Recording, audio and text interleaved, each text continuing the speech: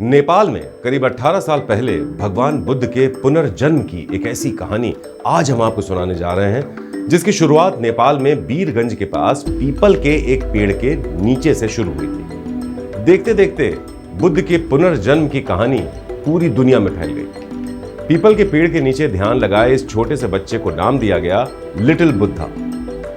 Little Buddha ध्यान लगाते लगाते संदिग्ध तरीके से गायब भी हुआ और 2-3 साल बाद फिर पीपल के पेड़ के नीचे ध्यान लगाते हुए अवतरित भी हो गया।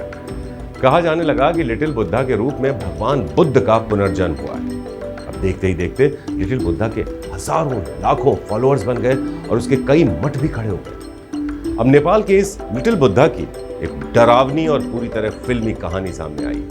नेपाल की केंद्रीय जांच एजेंसी CIB के शिकंजे में आया चेहरा कोई मामूली चेहरा नहीं है। ये चेहरा करीब 18 साल पहले भी दुनिया को हैरान कर चुका है। पूरे 18 साल बाद अब फिर ये सबको चौंका रहा है, लेकिन इस बार अपनी कथित करतूतों की वजह से। पूरा मामला आपको बताएं उससे पहले फ्लैशबैक में जाना जरूरी है, ताकि आप इस चेहरे और इसकी शख्सियत से अच्छी तरह रूबरू हो पाएं।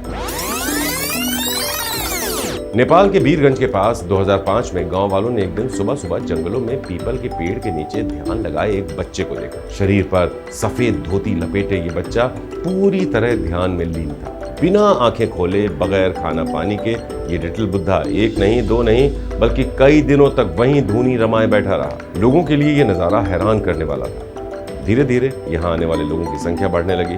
पहले आसपास के लोग, फिर पूरे नेपाल से और फिर दुनिया भर का मीडिया यहाँ इकट्ठा होने लगा। लिटिल बुद्धा अब तक दुनिया भर की मीडिया में छा चुका था। लोग कहने लगे कि पीपल के पेड़ के नीचे लिटिल बुद्धा महीनों से बिना खाए पिए सोए ध्यान लगाए एक ही अवस्था में बैठा है। हर तरफ इसी लड़के की चर्चा होने लगी। इस लड़के को इसके अनुयायी बुद्ध का पुनर्जन्म तक कहने लगे। उसे देखने के लिए 1 लाख से ज्यादा लोग दक्षिण पूर्वी नेपाल के घने जंगल में पहुंच गए। इस लड़के का नाम था राम बहादुर बोमजन। जब तक इस लड़के का ध्यान खत्म हुआ तब तक नेपाल के बारा, सर्लाही, सिंधुपाल चौक और सिंधुली जिलों में इसके कई आश्रम बन चुके थे। 16 साल की उम्र में लिटिल बुद्धा पूर्वी नेपाल के जंगल में भटकने के लिए 9 महीने के लिए गायब भी हो गया था। उसके बाद बौद्ध भिक्षुओं ने 24 घंटे जंगलों की खाक छानी और लिटिल बुद्धा की सुरक्षित वापसी के लिए प्रार्थनाएं की। इस लिटिल बुद्ध की कहानी में अब एक जोरदार ट्विस्ट आया है।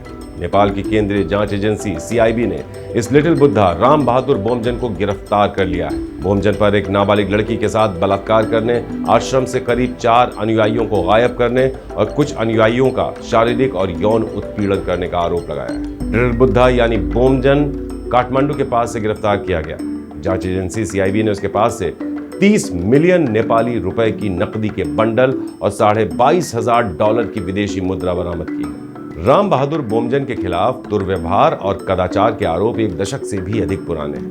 2010 में बोमजन के खिलाफ दर्जनों हमले की शिकायतें दर्ज कराई गई। बोमजन पर 2018 में मठ में एक नाबालिग लड़की से रेप करने और 4 भक्तों को गायब करने के आरोप भी लगे। नेपाल की CIB के मुताबिक वो ये कहने की स्थिति में भी नहीं है कि आश्रम से लापता हुए 4 अनुयायियों की हत्या कर दी गई, क्योंकि उनका कोई अता पता नहीं है। फिलहाल CIB बोमजन से पूछताछ कर ये पता लगाने की कोशिश कर रही है कि आखिर उसके पास इतनी नकदी आई कहां से। बुद्ध के रूप में उसके ध्यान लगाने के पीछे क्या वजह थी और गायब अनुयायियों के साथ आखिर हुआ क्या।